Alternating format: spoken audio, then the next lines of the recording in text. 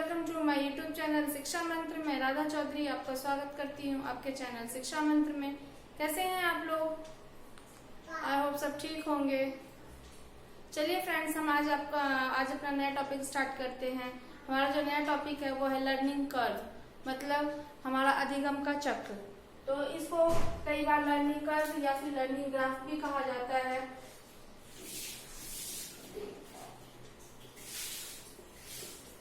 Learning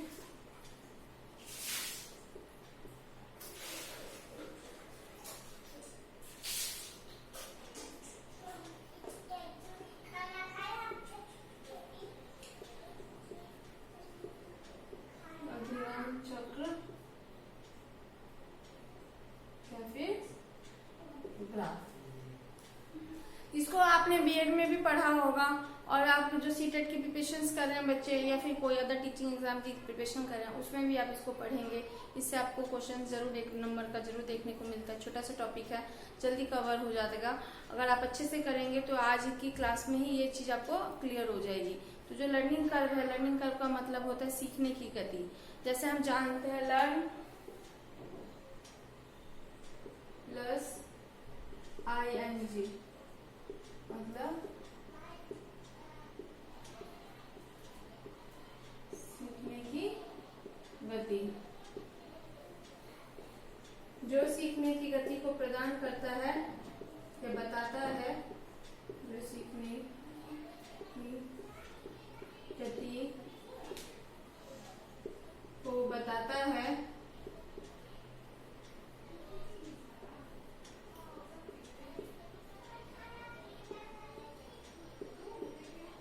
वही अधिगम चक्र है।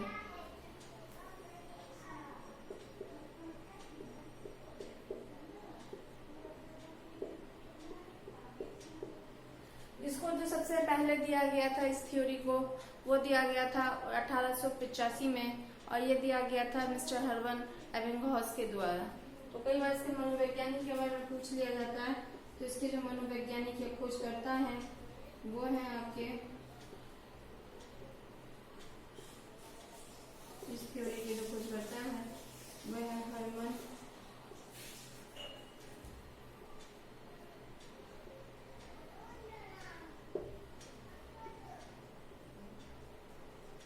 एबिंगहॉस।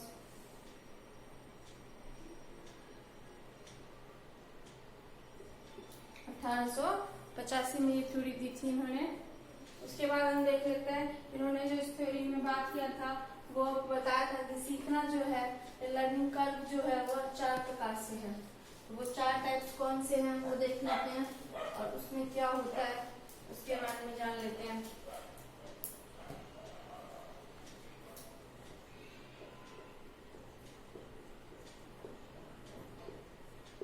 सीखने के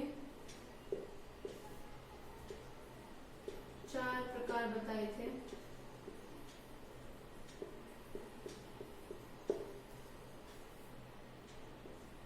पहला जो है स्ट्रेट कर्व,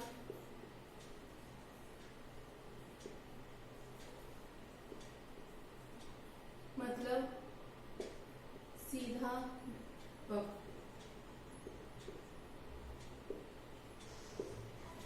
सीधा वक्र का हिसाब होता है या तो कुछ इस टाइप से या कुछ इस टाइप से। मतलब जो भी बच्चा सीखेगा वो उसका स्ट्रेट रहेगा, एक ही चीज को बच्चा सीखता रहेगा और वो सीखता जाएगा। तो ऐसा नहीं होता है कि बच्चा अगर एक चीज सीखता है, वो चीज सीख लिया तो वो नया चीज सीखता है, फिर नया चीज सीखता है। हर एक सीखने का जो प्रोसेस है उसका एंड होता है और वो नई चीज को सीखता है। तो कभी भी जो सीखना है वो सीधा स्ट्रेट नहीं होता है। सीखना जो है वो हमेशा ऐसे स्पाइरल होता है। कभी बच्चा कम स्लो से स्टार्ट करता है, फिर हाई आता है, फिर स्लो, फिर हाई। तो उसका जो स्पाइरल होता है, वक्र जो होता है, इसका कभी भी आप देखेंगे स्ट्रेट नहीं होता है। तो ये जो सीखना है ये आपका गलत हो गया। उसके बाद सेकंड देख लेते हैं।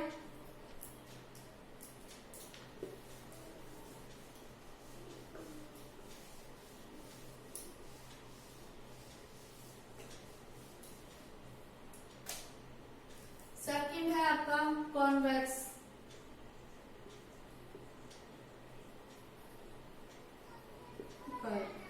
जिसे उन्नतो दर वक्र भी बोलेंगे। इस वक्र में क्या होता है, इस वक्र में बोलते हैं कि बच्चा स्टार्टिंग में तो क्या करता है, जो चाइल्ड है वो स्टार्टिंग में सीखेगा फास्ट, और बाद में जो उसका हो जाएगा स्लो। मतलब कोई भी चीज स्टार्टिंग में सीख रहा है तो स्टार्टिंग है उसका तेजी गति से सीखेगा, और एंड में आते आते उसकी जो गति होगी लास्ट में वो क्या हो जाएगी, लो हो जाएगी। तो यह सीखना हमेशा खराब माना जाता है। मतलब बच्चा पहले जो सीखेगा वो तो आप मान लीजिए कि एकदम हाई सीखेगा, और फिर लास्ट में आता है वो डिक्रीज हो जाएगा।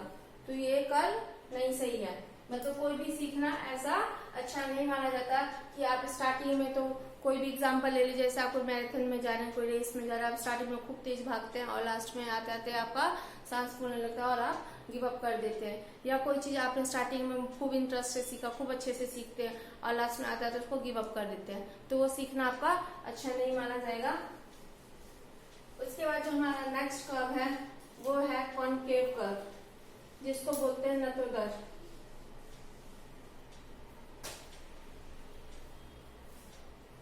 थर्ड है आपका कॉनकेव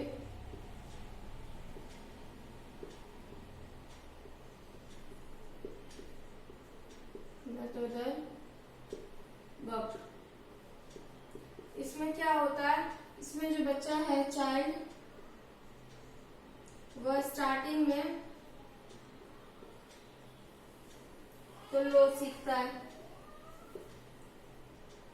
और लास्ट में आते आते क्या हो जाता है, फास्ट हो जाता है, अपनी गति को फास्ट कर लेता है। मतलब आप एग्जाम की तैयारी कर रहे हैं तो आप स्टार्टिंग में मान लीजिए 4 घंटे पढ़ रहे हैं, जैसे आप एग्जाम पास आ गया तो आप क्या करते हैं, इस 4 घंटे को बढ़ाकर आप 8 घंटा कर देते हैं। तो ये क्या हुआ, स्टार्टिंग में तो आपने स्लो रखा, लेकिन जब एग्जाम का पास आ गया तो आपने उसकी अपनी स्पीड को बढ़ा दी।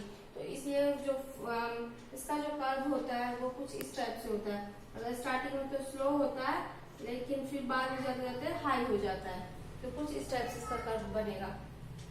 तो ये जो सीखना होता है, यह सीखना सबसे बेस्ट सीखना माना जाता है, अच्छा माना जाता है, जिसमें आप देखेंगे कि पॉजिटिव होता है और आप स्टार्टिंग में तो स्लो होते हैं लेकिन एंड में जाते जाते आप फास्ट हो जाते हैं और आप अपनी प्रोफेंसी में अच्छे हो जाते हैं। तो मतलब आपने अपना उस पर 100% दिया। जैसे कि आप मान लीजिए एग्जाम को मैंने बताया, या फिर आप कोई रेस में जा रहे, धीरे स्टार्टिंग में आप धीरे धीरे भाग रहे, अपना स्टेमिना बना रहे हैं, लेकिन लास्ट जैसे एग्जाम का आपका रेस पॉइंट आने वाला तो अपनी स्पीड को क्या कर दिया, अपना 50 पूरा फुल 100 कर दिया, तो जिससे क्या होता है कि आप उसमें जीत जाते हैं। तो ये होता है कि स्टार्टिंग में तो आप किसी चीज को सीखने में टाइम लगा रहे हैं, लेकिन जब आप सीख लिया तो आपने उसको पूरे 100% देने के लिए पूरा जोर लगा के पूरा फास्ट कर दिया। उसके बाद जो हमारा थर्ड और फोर्थ कर्व आता है वो होता है आपका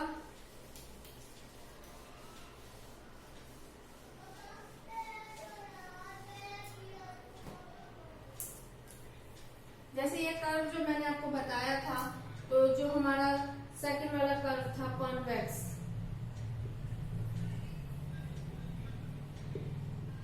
उसका जो कर्व मैंने बताया कि बच्चा क्या करता है, स्टार्टिंग में तो बहुत हाई करता है, बाद में स्लो कर देता है। मतलब स्टार्टिंग में तो वो हाई रहा और लास्ट में आके स्लो हो गया। तो इस कर्व को बोलते हैं NAC। कई बार पूछ लिया जाता है NAC क्या है, तो NAC जो है आपका वो नेगेटिव एक्सीलरेशन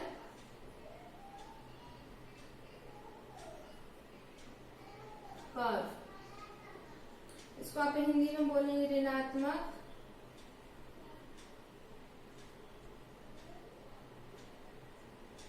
त्वरित वक्र।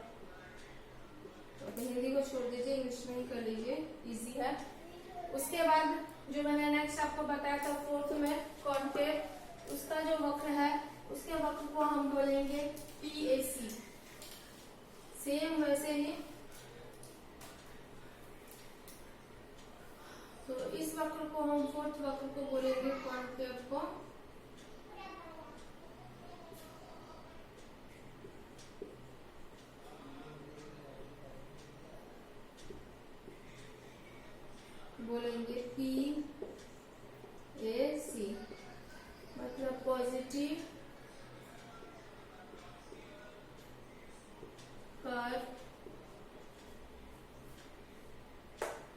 पॉजिटिव एक्सीलरेशन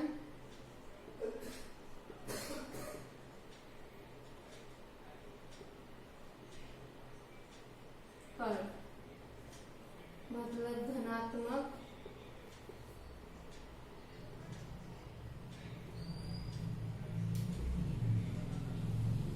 वक्र। उसके बाद अब हम फोर्थ करते हैं। जो हमारा फोर्थ है वो है इंक्रीजिंग डिक्रीजिंग कर्व, मतलब कभी इंक्रीज होता है कभी डिक्रीज होता है। तो हमारा जो फोर्थ कर्व है वो है आपका इंक्रीजिंग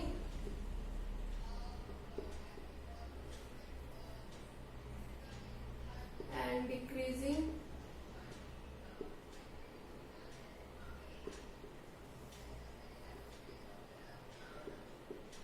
जिसको बोला जाता है एस शेप कर्व भी।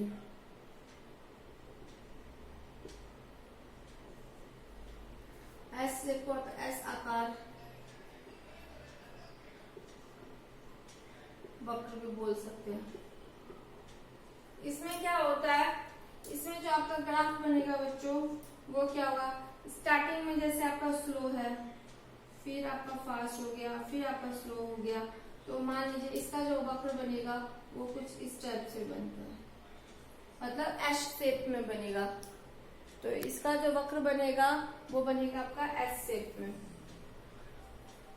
इसमें क्या होता है, इसमें बच्चा पहले सीखता है फास्ट गति से, कभी फास्ट हुआ, कभी बच्चे ने फास्ट गति सीखी, फिर आते आते उसका स्लो हो गया और फिर उसने लास्ट में जाते जाते फास्ट कर दिया। मतलब इसका जो वक्र बनेगा वो कुछ इस टाइप से बनेगा, मतलब स्लो है फिर फास्ट हो गया और फिर स्लो होने लगा, तो ऐसा वक्र हो गया। ऐसे ही हमारे जीवन में होता है, कभी हम अच्छे से सीखते हैं तो कभी हम स्लो से स्टार्टिंग करते हैं, फिर वो फास्ट हो जाता है, और फिर जब वो हम सीख लेते हैं तो उस चीज को हम कम कर देते हैं तो वो हमारा स्लो में आ जाता है। तो ये हो गया आपका एस वक्र। जीवन में आपको जब पूछा जाएगा सबसे बेस्ट वक्र कौन सा है तो वो होगा आपका एस वक्र।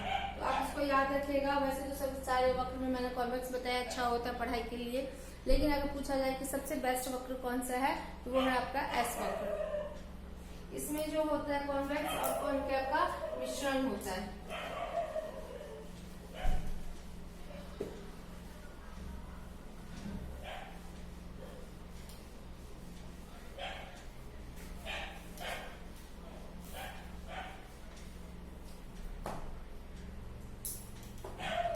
इसमें जो बताया मैंने वो कॉन्वेक्स एंड कॉनकेव का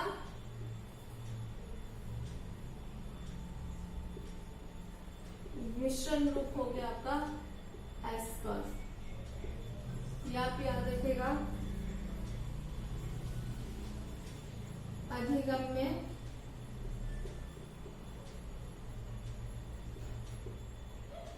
यह सबसे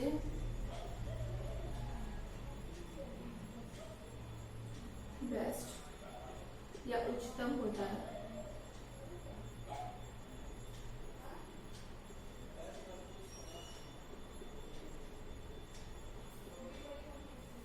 ठीक है, उसके बाद अब हम देख लेते हैं जो हमारा है वो अधिगम का पठार। उससे आप एग्जाम में क्वेश्चन कम देखने को मिलते हैं, लेकिन कर लेते हैं सिलेबस में है। तो हमारा अधिगम का जो पठार है,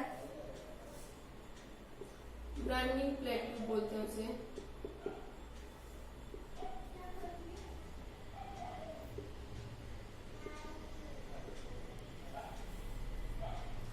देखिए इसमें ये हमारे 3 स्टेज है। मान लीजिए ये हमारा फर्स्ट स्टेज है। यहाँ पे क्या होता है, बच्चा सीखता है धीमी गति से सीखता है, ठीक है। उसके बाद में बच्चे ने अपनी गति को स्पीड कर दी, अच्छे से सीखा, तो ये हो गया। जब बच्चा अच्छे से सीख लिया तो उसके बाद क्या हुआ, उसको स्थिर कर दिया, तो उसकी गति जो हो गई स्थिर हो गई। तो ये यहाँ पे मान लीजिए उसका क्या होगा, स्थिर गति हो गई, तो यहाँ पे उसका पठार बना, ठीक है। अब उसके बाद जब बच्चे ने स्थिर गति होगा उसको सीख लिया, तो उस बच्चे का टेस्ट लिया गया, क्वेश्चन पूछा गया, तो बच्चे ने उसका आंसर दे दिया, तो मतलब क्या हुआ, वो उसमें प्रोफिशिएंसी हो गई, मतलब उसमें उसकी दक्षता हो गई, वो उसका जवाब भी अब दे पा रहा है। उसके बाद क्या होता है, उसने उसका जवाब दे दिया, फिर वो वही टॉपिक दूसरे बच्चे को भी पढ़ा सकता है। तो देखिए इसका जो पठार बनता है वो कुछ इस टाइप से बनता है। तो ये पहला स्टेज जो होता है लो लर्निंग होता है,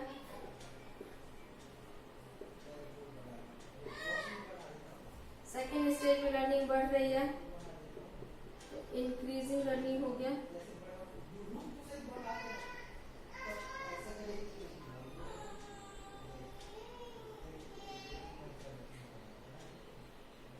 ये सेकेंड स्टेज। थर्ड स्टेज में क्या हुआ, यहाँ उसका प्लेट्यू बन रहा है, यहाँ पे आते आते उसे दूसरों को पढ़ाना शुरू कर दिया, मतलब आंसर अपन देना शुरू कर दिया जो उसने सीखा है, तो यहाँ पे उसकी प्रोफिशिएंसी हो गई।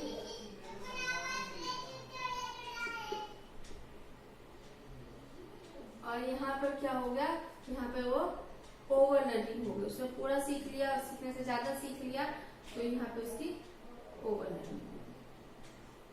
तो ये हो गया आपका अधिगम का पठार। तो इससे आपको सिर्फ यही क्वेश्चन देखने को मिलता है। इसमें क्या होता है, कभी लर्निंग स्टार्टिंग में जो होती है वो लो होती है, बाद में वो फास्ट हो जाता है, फिर एक स्टेज पे आके वो स्थिर हो जाता है, जहां वो स्थिर होता है वहां वो प्लेट्यू बनाता है, उसके बाद उसकी जो ढलान होती है कुछ टाइम तक स्थिर रहती है और बाद में वो गिरने लगती है। तो ये आपका हो गया लर्निंग का प्लेट्यू, मतलब अधिगम का पठार। तो देखिए फ्रेंड्स, ये 4-5 टॉपिक मैंने आपको बताया अधिगम में, लर्निंग कर्व में।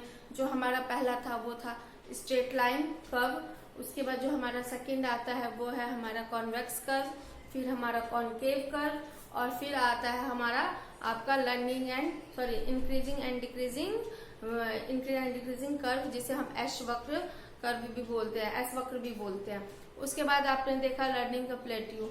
प्लेट्यू का मतलब कि आपका कैसे उसका पठार बनता है। इसमें जो आपका बेस्ट कर्व होता है वो आपका होता है एस वक्र कर्व और आपका होता है कॉन्वेक्स कर्व।